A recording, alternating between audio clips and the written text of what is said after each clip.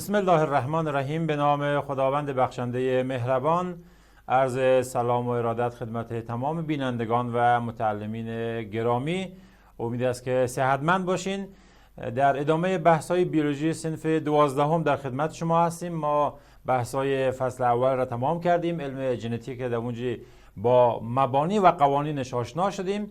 در فصل دوم ما بنا داریم که بحث‌های بی‌نظمی‌های ژنتیکی رو با هم دیگه بحث کنیم. یک جلسه با هم دیگه گذراندیم. این جلسه دوم فصل دوم هست و بحثایی که مد نظر گرفتیم جنیوم موتیشن هست که یک نوع آخری از بحثای ما در بحث موتیشن می باشه و بحث کمخونی داسی مانند سیستیک فیبروسیس و در نهایت تیروزومی 21 با هم دیگه بحث میکنیم.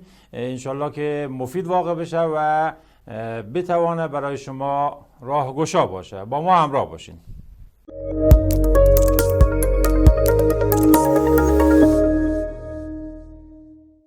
جلسه قبل ما درباره انواع موتیشن ها صحبت کردیم. بنابراین که اون مقدار جابجایی اطلاعات و تغییر اطلاعات با چه وسعتی باشه و در یک نقطه مشخص باشه یا در یک کروموزوم باشه یا در مجموعه کروموزوم باشه، ما دستبندی درباره موتیشن داشتیم.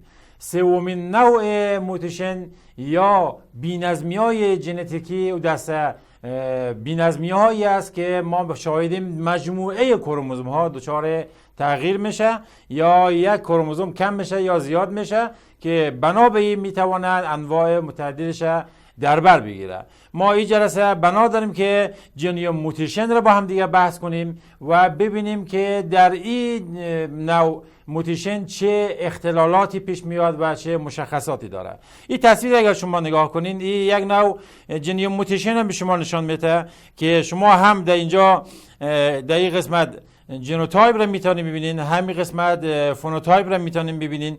با تغییر کروموزوم های موجود در مجموعه کروموزومی میتوانه شاهد یک فنوتایپ جدید باشین که میتوانه یک عارضه شدید باشه و یک بیماری که نوعاً برای فرد مفید نیست. این مسئله خب در بحث جنیوم موتیشن ما اول دسته‌بندی کنیم بر اساس اینکه این وسعتی که برای موتیشن در نظر میگیریم چقدر هست. میتونه متعدد باشه، میتونه انیوپولیدی باشه که در اونجا کم و زیاد شدن چند عدد کروموزوم. دقت کنین، ما چند عدد کروموزوم داریم. روی قسمت عدد ما تکیه میکنیم. احتمال داره مثلا 47 کروموزوم شود، 45 کروموزوم شود. تعداد کروموزوم ها میتونه تغییر کنه. در اینجا مثالش همین مثالی است که در اون بالا میتونین ببینین. شما اگر در کروموزوم 21 نگاه کنین، در اونجا 3 تا کروموزوم وجود داره، یعنی یک دانه کروموزوم اضافه شده. پس ما شاهد هستیم که دو این جمع یک کروموزوم یا دو این منهای یک کروموزوم اتفاق میفته و اصطلاحاً تیروزومی 21 نمونه است که در اینجا میتونیم ببینیم. در این فرد اگر نگاه کنین که شماره کروموزوم 21ش ما 3 دانه کروموزوم در اونجا داریم و یک فردی را در بحث فنوتایپش میبینیم که دچار عارضه ذهنی میشه، از نظر چهره هم تغییراتی درش ایجاد میشه و این یک نوع انیوپولیدی هست که تعداد کروموزوم‌ها عددش تغییر کرده، یعنی اگر 46 بوده 47 شده و اصطلاحاً تیروزومی 21 بهش گفته میشه. همین جنیوم موتیشن بر اساس وسعت دیگه‌ای که میتونه داشته باشه به پولیپولیدی تقسیم میشه. یعنی ما در انیوپولیدی شاهد تغییر عدد کروموزوم هستیم، اما در پولیپولیدی ما مجموعه کروموزوم ها رو میتونیم تغییر پیدا کنه. مثلا 46 کروموزوم است، این 46 2 برابر میشه، 3 برابر میشه. اصطلاحاً بهش میگیم عدد کروموزومیش 3n میشه یا 4n میشه. خب این فرد معمولا در انسان ها مرگ را در دوران جنینی داره و ما این فرد دیگه نمیتونیم زندگیش به صورت عادی ببینیم. اما این مسئله یعنی پولیپولیدی در نباتات به عنوان یک تغییر و یک بی‌نظمی مثبت در نظر گرفته میشه. ما شاهد هستیم که در جواری، گندم، کچالو اینها پولیپولیدی میدن و کیفیت اون میوه و مواد خوراکه افزایش افزایش پیدا میکنه و شاهد هستیم که ما مواد غذایی با مرغوبیت بالایی هم میتوانیم داشته باشیم. تصویر بعدی توجه کنین. در این تصویر اگر نگاه کنین شما همو پلیپلیدی را در بحث نبات ها شاهد هستین. در این قسمت اگر ببینین شما نرمال میوه نرمالی که میبینین خرد است، اما همین اگر زمانی که دچار پلیپلیدی میشه میوه کلانتر میشه، درشتر میشه و جسامت بیشتری داره. خب این یک مزیت برای نباتات محسوب میشه. انواع قسمت بعدی نگاه کنین، انواعش در اینجا میتونین ببینین. پس در کل در نباتات پلیپلیدی میتونه یک امر مثبت باشه، اما در انسان امر منفی است و موجود را طفل در دوران جنینی از بین میبره و میکشه. این تفاوتی است که پلیپلیدی در انسان و نبات داره. خیلی خوب، بحث بعدی ما اگه توجه کنین امراضی است که ناشی از موتیشن میشه. ما تا حالا انواع موتیشن با هم دیگه بحث کردیم. یا میتونه نقطه‌ای باشه، میتونه در ساختار کروموزوم تغییر پیدا کنه، میتونه عدد کروموزومی تغییر کنه، میتونه مجموعه کروموزومی تغییر پیدا کنه. اما اینا هر کدوم بیماری خاص خود داره. ادامه بحث ما به انواعی از بیماری ها و امراض ژنتیکی میپردازیم، ببینیم کدام یک مربوط به چه نوع موتیشنی هست و چه عوارض و چه علائمی را دارا می باشه. خب در این بحث ما کمخونی داسی مانند را بحث میکنیم، سیستیک فیبروسیس با هم دیگه صحبت میکنیم، تریزومی 21 و در نهایت تورن سندروم را با هم دیگه صحبت میکنیم که احتمال داره برای جلسه بعد بیفته، شاید جلسه طولانی شود. ما این بیماری ها را اگر نگاه کنیم اینا نتیجه موتیشن هست و انواع موتیشن میتونه بیماری های مختلف را ایجاد بکنه. اما اولین بیماری که از حاصل موتیشن هست را با هم بحث کنیم، کمخونی داسی مانند یا سیکل سیل انیمیا. این یک نوع بیماری است که در حجرات سرخ خون اتفاق میفته. شکل کرویات سرخ خون تغییر پیدا میکنه. در این حالت توجه شدید، در حالت طبیعی ما شکل کرویات سرخ خون را به صورت دیسک مانند میبینیم، اما وقتی که در کمخونی داس مانند اتفاق میفته شکل داس یا یک نیم قوس میگیره به خود و در اثر این تغییر شکل میتونه به راحتی در جای مختلف برخورد بشه، از بین بره و فرد دچار کمخونی و یا انیمیا بکنه. ما در این فرد شاهد هستیم دچار ضعف میشه و مشکلاتی که ناشی از کم بودن هموگلوبین در درون بدن و نتیجه این کم بود که تبادل اکسیژن با کربن دی اکساید کم میشه و متاسفانه فرد دچار سستی بدن و عارضه‌های بعدی میشه. خیلی خوب، در بحث علائم دقت کنین. کم شدن اکسیژن انساج، مسدود شدن رگها، دردهای شدید و این از مباحثی است که میتواند جزو علائم در نظر گرفته شود. شما اگه تصویر نگاه کنین باز هم با هم دیگه بحث مرور کنیم. این شکل کرویات نرمال می باشه و اگر توجه کنین شبیه دیسک مانند است، از یک زاویه دیگه هم قابل دیدن هست. اما همین وقتی که دچار موتیشن میشه میتونه به صورت داسی مانند باشه و برخوردش با دیوارها با اجسام داخل خون میتونه باعث بشه که از بین بره و زودتر از اون زمانی که بعد از بین بره متلاشی میشه و فرد دچار کمخونی یا انیمیا میکنه. خیلی خوب، در این قسمت اگه شما نگاه کنین همو به اصطلاح کرویات سرخ خون که غیر نرمال هست آمده مسدود کرده رگ را و میتونه عارضه شدید را داشته باشه. تنها مزیتی که برای کسایی که دچار چنین عارضه‌ای هستن و کرویات سرخ خونشان حالت قوسی به خود داره در بحث بیماری مالاریا است. مالاریا یک بیماری است که میاد در کرویات سرخ خون او را دچار عارضه میکنه، متلاشی میکنه. وقتی که کرویات سرخ خون به صورت داسی میشه در این مقطع عامل بیماری مالاریا نمیتونه وارد این کرویات شه و این فردی که دچار این عارضه هست در برابر مالاریا مقاوم میشه. یعنی اگر دو انسان باشه که کرویات سرخش یکی نرمال باشه یکی داسی مانند باشه، این که حالت نرمال داره میتونه مالاریا بگیره، اما این داسی شکل و کرویات داسی شکل مبتلا به مالاریا نمیشه. این تنها مزیتی است که دیده شده و در کل این عارضه فوق العاده بدی است که عوارض شدیدی داره. فرد دچار کمبود اکسیژن میشه و به همون مقدار فعالیت های فرد دچار اختلال خواهد شد. عارضه دیگه و مرض دیگه که حاصل موتیشن هست سیستیک فیبروسیس هست. در این تصویر اگر نگاه کنین، این تصویر به شما داره این مطلب میرسانه که در این نوع مرض به دلیل اون موتیشنی که اتفاق میفته انواع اختلالات در انساج مختلف را شاهد هستیم. این بیماری ماحصل جن موتیشن هست، یعنی در یک نقطه از کروموزوم ما شاهد هستیم که فرد دچار عارضه میشه و در کروموزوم هفتم اتفاق میفته. اگر یاد باشه کروموزوم یک بازوی خرد داشت، یک بازوی کلان داشت. سیستیک فیبروسیس در بازوی کلان اتفاق میفته. پس دوباره مرور کنیم. نوع موتیشن جن موتیشن در کروموزوم هفتم در بازوی دراز این اتفاق میفته و علائمی میره که نام ببریم براش میتوانیم ببینیم. خب در اثر این اختلال ما شاهد هستیم که ششها توسط یک مایع بلغمی غلیظی احاطه میشه.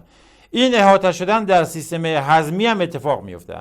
پس مجاری تنفسی در سیستم تنفسی و هضمی دچار اختلال میشه. به چه دلیل؟ به دلیل که سطح داخلیش یک مایع بسیار غلیظ بلغمی میگیره. خب این مایع غلیظ بلغمی چه اتفاق میفته؟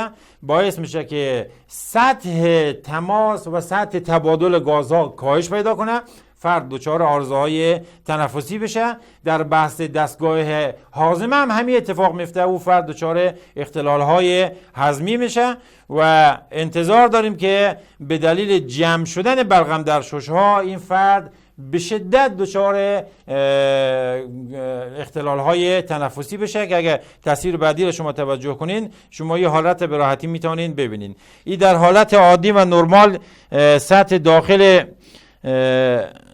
لوله های و نل های هوایی باید به این سبب باشه، اما وقتی که همه سیستم تنفسی در فرد سیستم فیبروسیس در نظر بگیریم، یک مایع که در اینجا حالت سبز رنگ سرخ رنگ کشیده در سطح داخلی این نل های هوایی جای میگیره و تنفس را به شدت دچار اختلال میکنه.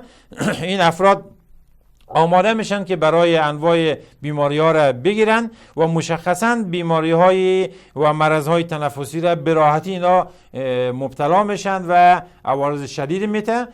درمانی که براش در نظر گرفته میشه، مواد خوراکی که براش در نظر گرفته میشه بسیار خاص است. یک نوع خاص از مواد غذایی باید دریافت کنن و دواهایی هم که مصرف میکنه تا بتوان این مایع غلیظ بلغمی را به حداقل برسانه تا بتوانه عارضه خفیف شود.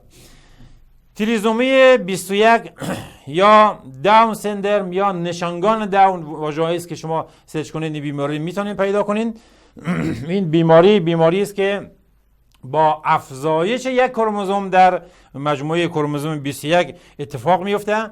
پس نوع موتیشن جنیو موتیشن هست، از نوع انیوپولیدی هست.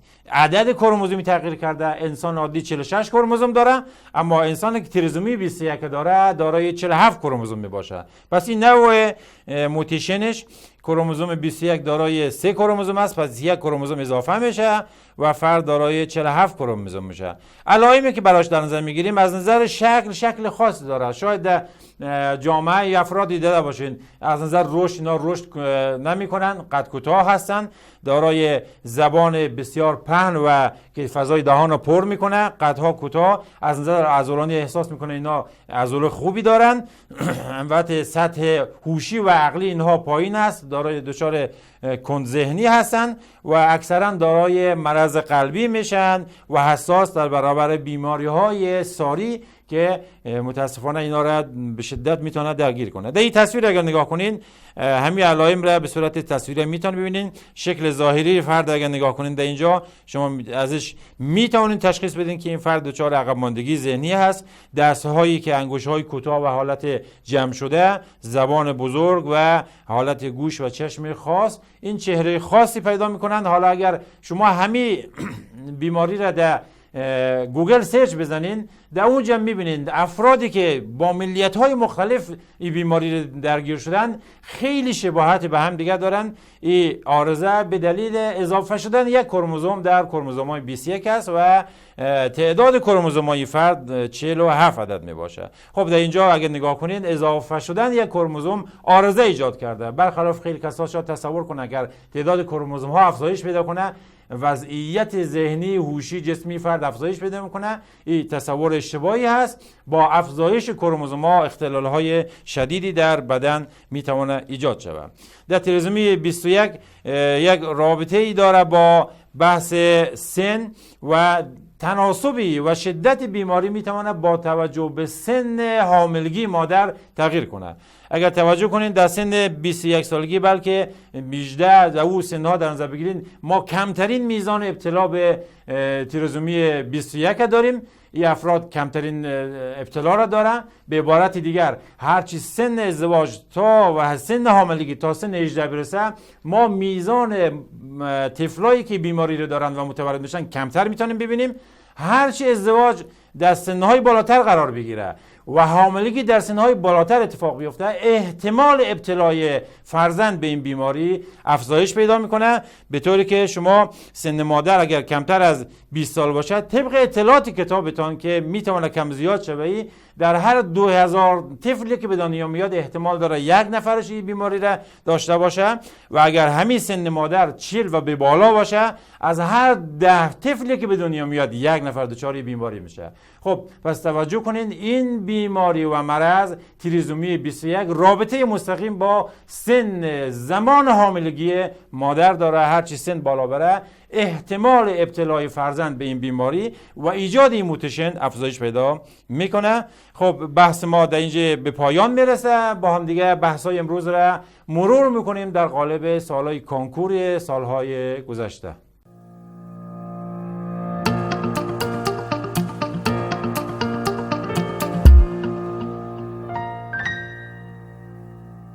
توجه کنید سوال اول را.